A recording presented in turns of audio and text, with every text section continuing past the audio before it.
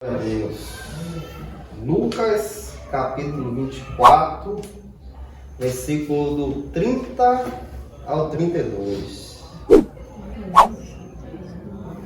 E aconteceu que, estando assentado com eles à mesa, ele tomou o pão e o abençoou, e partiu e deu-lhes.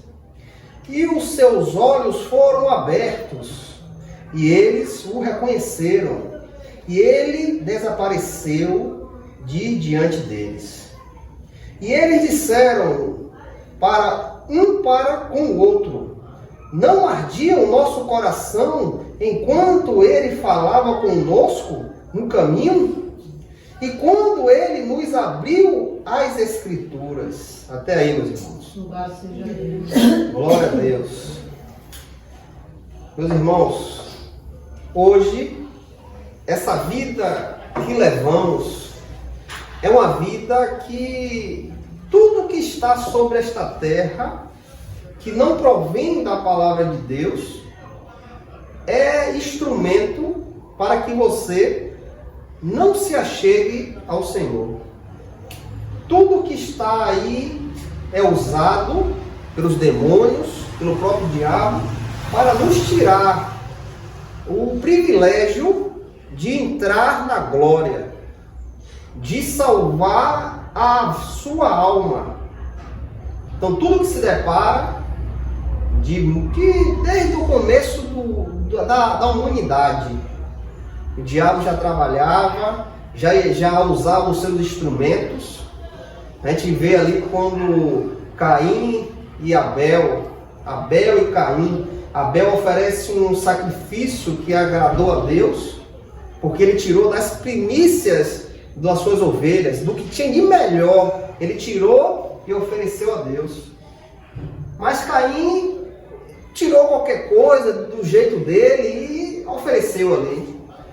E Deus conhece os corações, Deus sabe o que está lá dentro. Nós olhamos para uma pessoa e não sabemos, mas Deus conhece. E Deus viu a intenção do coração de Abel, para dar o melhor, que ele tinha mais de precioso, ele pegou para dar a Deus. Mas Caim, quem sabe, poderia ter tirado as melhores, as frutas, alguns legumes melhores que ele tinha, mas a intenção do coração não era igual a de Abel. Ele ali ofereceu e Deus aceita o sacrifício de Abel. E com isso, Caim se irrita. Ele fica irritado. E Deus se achega a ele. Por que o teu semblante caiu? Se tu tivesse bondade, se tu tivesse bom querer, eu não aceitaria a tua oferta? E ali aquele homem deixa o mal entrar. E Deus diz: olha, vigia, fica atento, porque o mal te ronda. Deus alertou aquele homem que algo viria se ele não se controlasse. Mas ele não deixou de fazer o que Deus queria e deixou de fazer o que o mal queria. Ele deixou de ouvir a voz de Deus e fez a vontade do mal. E foi lá e matou o seu irmão. Ali foi o primeiro assassinato da história. E hoje este mundo vem nos trazendo várias coisas para que a gente não tenha fé, para que a gente não deposite a nossa esperança em um Deus verdadeiro. E ali esse mundo apresenta várias religiões. Você vai ali na Índia, tem mais de 200, 300 deuses. Cada um ali tem uma função. E cada povo ali adora um, adora outro. Uma mistura de deuses. Deuses para cada coisa que você precisa. E ali, a verdade não habita. A verdade não está naquele lugar. E as pessoas estão ali sendo enganadas. Tirando as pessoas do caminho da verdade e colocando caminhos que vai gerar a morte. Caminhos que não vai lhe estruturar, não vai te levar para algo que Deus preparou antes da fundação do mundo. Caminhos que vai te levar à morte. E hoje muitas pessoas estão seguindo este caminho, até pessoas dentro da igreja estão seguindo este caminho, porque o Deus do seu ventre fala mais alto. O Deus que é o seu ventre, que é a sua vontade, o seu coração, fala mais alto. E ele ouve esta voz e começa a fazer as coisas que são contrárias à vontade de Deus. E nós caminhamos neste mundo, nós conhecemos a Cristo, devemos estar ligados ao Senhor, devemos limpar a nossa mente, limpar o nosso coração de tudo que está aí, tudo que nos se mostra diante de nós devemos limpar o nosso coração, limpar a nossa mente, aonde o diabo trabalha. E colocar o nosso coração e a nossa mente no Senhor Jesus. E caminhar neste mundo com fé, com segurança, com certeza que um dia o nosso Senhor irá se revelar e virá nos buscar. Aqui nesta palavra, em Lucas, capítulo 24, do 13 ao 35, a palavra relata quando Jesus tinha sido crucificado, já tinha sido sepultado e já era o terceiro dia da morte do Senhor. E ali relata 2 discípulos do Senhor que voltam para casa sem esperança, sem alegria, tristes, porque a esperança que eles tinham com Cristo havia acabado. O mestre dele estava morto, sepultado. Ainda tinha uns boatos ainda que aquelas mulheres foram lá de madrugada e não acharam o corpo dele. E aqueles homens estavam aterrorizados. E agora, o que vamos fazer? Que esperança nós temos? O nosso Senhor morreu, acabou a nossa esperança. E esses 2 discípulos vêm voltando para a sua aldeia, a sua cidade. E eles estavam no caminho de Emaús. E ali eles estavam conversando com o outro, falando do que havia tido acontecido naquele lugar. Tristes, abatidos, com medo, quem sabe, porque viam o seu mestre sofrer daquela forma, porque aqueles homens estavam com Jesus. Eles sustentavam o que Jesus pregava. E eles viram o mestre morrer daquele jeito, eles tinham medo também de morrer. E eles voltavam tristes, abatidos. E ali, de repente, um homem se achega até eles. Aleluia. E diz: o que vocês estão conversando? O que é que falam entre um e o outro aí? E ele diz: és você estrangeiro que não sabe o que aconteceu aqui em Jerusalém? Em Israel? Você não sabe? Será que só você não sabe? Ele: não, me diga, me falem. E ali, aqueles homens começam a relatar o que aconteceu. Mataram o nosso mestre. A esperança que nós tínhamos de redimir Israel. A esperança que nós tínhamos de eles se achegar ao reino, tomar o reino dos romanos e estabelecer Israel. A nossa esperança acabou, porque mataram o nosso mestre. E ali, aquele homem que se achegou diante deles, começam a falar da palavra de Deus. Sim, mas a palavra não fala que os profetas já falavam desde o início que o Cristo tinha que passar por isso. Na palavra está relatando que Jesus tinha que sofrer para que o Pai no terceiro dia ressuscitasse e ele fosse para a sua glória. E ali aquele homem começa a relatar tudo, falando todas as escrituras daqueles homens. Mas aqueles homens estavam com os olhos tapados, o entendimento estava fechado, porque eles estavam ansiosos, estavam com medo, estavam preocupados, estavam fechados para qualquer coisa, porque ele havia visto tudo o que aconteceu. Não tinham mais esperança, não tinham mais um caminho, o mestre morreu, e aqueles homens estavam cegos. E ali aquele homem relatando toda a escritura, falando do que o Cristo tinha que fazer e o que ia acontecer.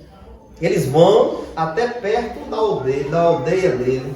Quando chega perto ali, eles falam: já é tarde, por que o senhor não fica conosco? entra, fica conosco. Aleluia. Já é tarde, o sol já declinou. E aquele homem vai e entra na casa deles. Mas a palavra relata que quando eles vão, quem sabe, jantar ou tomar comer um pão ali da noite, a palavra diz que aquele homem pega o pão, coloca aos céus e dá glória a Deus. Abençoa aquele pão e reparte para aqueles homens.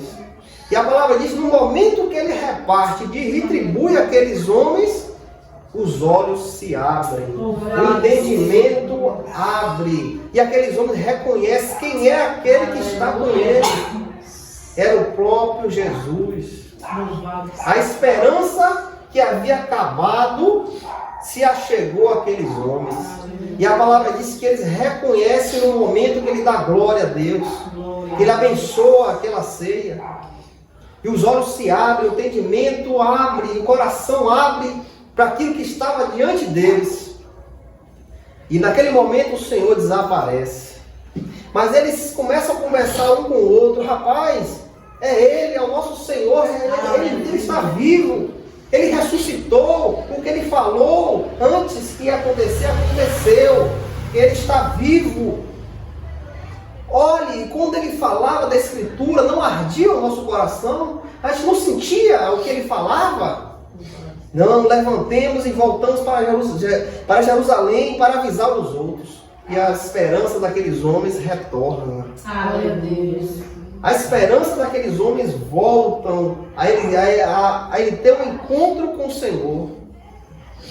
Eles viram tudo o que se passou ali. Quanto o Senhor sofreu. Sepultaram o Senhor. A esperança tinha acabado. Mas como menos eles esperavam, a esperança voltou. A alegria voltou. O amor voltou. A misericórdia, a compaixão voltou. E aquele coração daqueles homens foram cheios da presença do Senhor. E o que eu quero dizer esta noite: o mundo vai te levar a momentos que você não vai ter como escapar. Vai lhe levar a momentos que você vai temer. Vai lhe levar a momentos de você até provar a sua fé. Pensar que você não tem fé. Vai levar momentos até que você dizer, será que Jesus vai fazer? Pode fazer isso? Porque tudo que está aí é para nos tirar do caminho. Tudo que está aí desse tempo e agora em diante vai para nos tirar da presença do Senhor, para se chegar diante de nós e não nos dar mais esperança. Situações que podem ser formadas e a gente até pensar, será que Deus pode fazer? Por quê? Porque somos fracos. Somos fracos. A nossa carne é fraca. Pensamos às vezes, será que pode? Será que vai? Será que Deus tem um empecilho que não pode passar daquela barreira? Muitas vezes pensamos assim, como esses dois discípulos estavam ali sem esperança. Mas Jesus falou a eles que tudo aquilo iria acontecer e no terceiro dia ele iria ressuscitar. Mas aqueles homens não depositaram a esperança nisso. Eles não, de uma certa forma, não confiaram no que o Senhor tinha dito. Às vezes isso vem sobre nós. Perdemos a esperança, ficamos tristes, ficamos abatidos, devido às situações que podem se formar e se formam diante de nós. Mas eu quero dizer esta noite que o Senhor está no meio de nós. Aleluia, Jesus. Que o Senhor Jesus, no momento que menos esperar, Ele virá nos ajudar.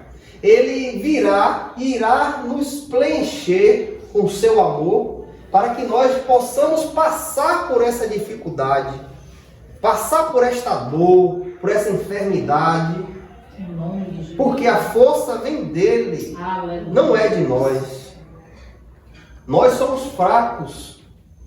Sem a misericórdia de Deus, o que seríamos de nós? Nunca iríamos chegar diante de Deus, porque a nossa carne não pedia isso, não queria. A nossa carne queria ser inimiga de Deus todos os dias, todas as horas. Mas pelo imenso amor de Deus em nossa vida, nos deu Jesus. Louvado seja Deus. E Ele vem nos fortalecendo a cada dia. Ele vem nos livrando do mal. Ele vem cada dia nos estabelecendo cada vez mais firme em sua presença. Nos santificando a cada dia, a cada momento, a cada dificuldade. E nós pensamos que não vai dar certo, mas quando nós clamamos a Ele, Aleluia. Ele vem com alívio, com a paz. Ele vem com sossego. Ele vem com a paz que só Ele pode dar. Ninguém pode mais dar esta paz, essa tranquilidade. E você estar em uma dificuldade e ter paz. E ter controle para caminhar nessa dificuldade. Então nós poderemos estar andando no caminho de Emaús, sem esperança, sem alegria, sem paz. E às vezes Jesus vem a nosso encontro, mas às vezes nós deixamos aquela dor, aquela aflição falar mais alto. E aquilo toma a nossa vida de uma forma que a incredulidade pode entrar dentro de nós. Porque deixamos a dificuldade acima do Senhor Jesus. E a incredulidade vem. E a incredulidade mata o crente. Porque o crente não vai ter mais força de buscar o Senhor. O crente não vai ter mais algo onde se edificar. Porque a incredulidade está corroendo o crente. Mas o que nós devemos fazer? Devemos se achegar a Deus a todo momento. Não importa a dificuldade. Não importa o que estamos passando, devemos nos colocar diante do nosso Deus. Porque Ele é a solução. Nós não temos solução, mas Ele tem para nos dar. O apóstolo Tiago, capítulo 4, versículos 7 e 8. Aqui Tiago fala: sujeitai-vos, pois, a Deus, resisti ao diabo, e ele fugirá de vós. Chegai-vos a Deus, e ele chegará a vós. Aleluia. Aqueles homens estavam sem esperança, mas Jesus se achegou a eles e fortaleceu aqueles homens, deu a esperança novamente àqueles homens. E é isso que nós temos que fazer. Eu sei que existem dificuldades, existem dores, mas para Deus nada é impossível. Nada é impossível para Deus. Tudo está no controle dele, tudo está na mão dele. Isaías 55, 6, aqui fala: buscai vós ao Senhor, enquanto ele pode ser encontrado. Invocai-o enquanto ele está próximo.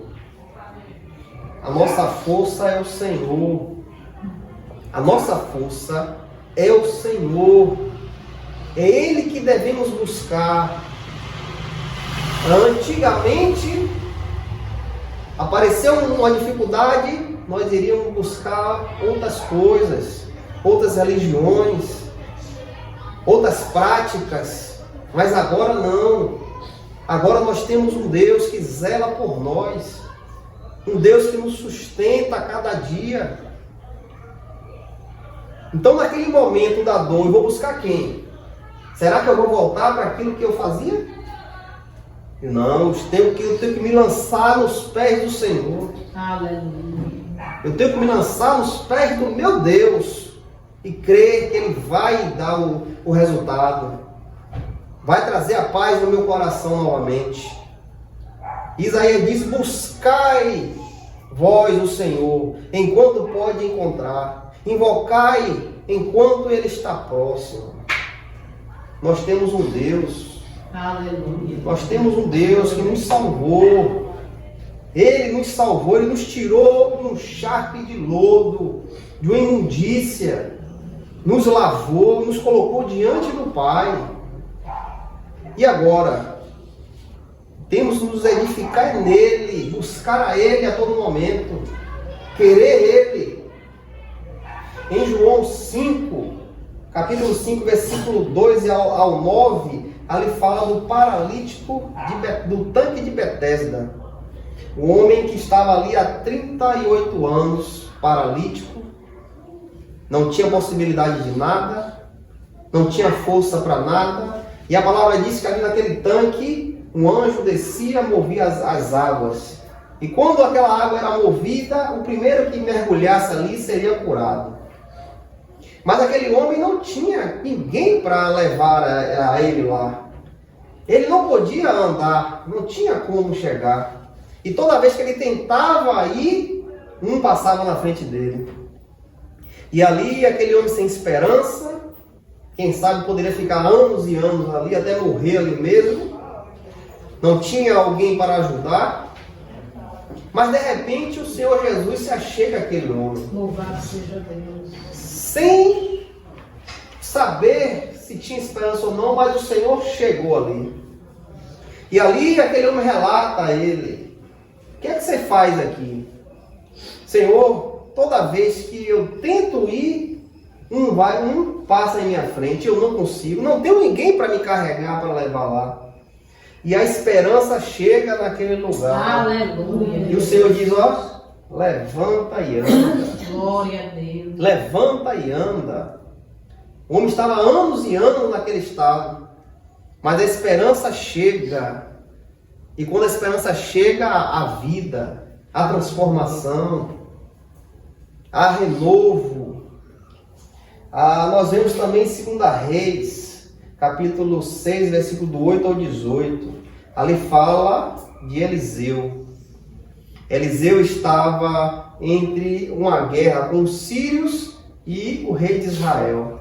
E Deus revelava a ele os lugares do acampamento dos sírios. E os sírios tentavam pegar o rei. E toda vez que os sírios tentavam armar, Deus revelava aquele homem e ele revelava ao rei: não vá por ali, porque ali os sírios estão ali. E a palavra diz que o rei sírio começou a ficar nervoso. E chama o seu exército e diz: olha, quem é de vocês que estão entregando o que a gente está fazendo? Se revele quem é. E aqueles homens dizem: Senhor, ninguém entregou. Mas há um homem em Israel que revela tudo ao rei.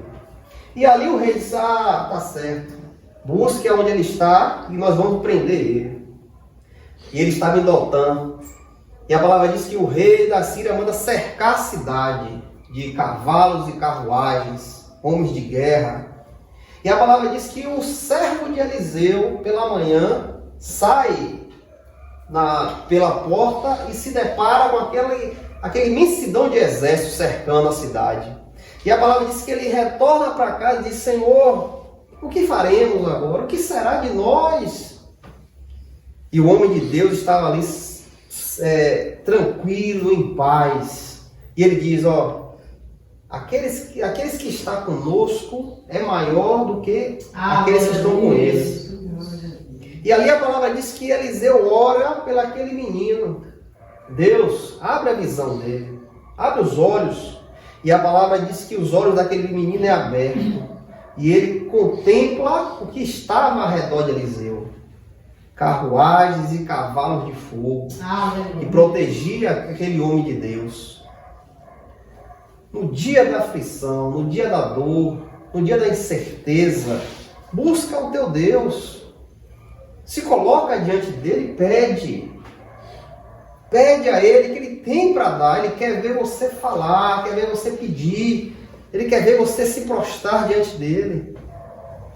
Aquele menino olhou a situação: estamos perdidos, olha o que é saudade que está cercando a pegar a gente. Mas o homem de Deus estava tranquilo, em paz, porque ele sabia o que estava com ele. Aleluia. ele tinha consciência que Deus guardava ele. E ele ora por aquele menino, e aquele menino contempla a visão que Eliseu estava vendo. Porque a confiança dele estava em Deus. Ele não cogitava mais dois pensamentos. A confiança dele estava em Deus. Estava guardado. E essa confiança que nós temos que ter. Essa confiança que devemos guardar a todo momento. Não importa o que vá passar. Não importa a dificuldade, importa que nós venhamos adorar a Deus. Aleluia, Jesus. Nos colocar diante dele e pedir a ele. Abacuque 3, versículo 17 e 18.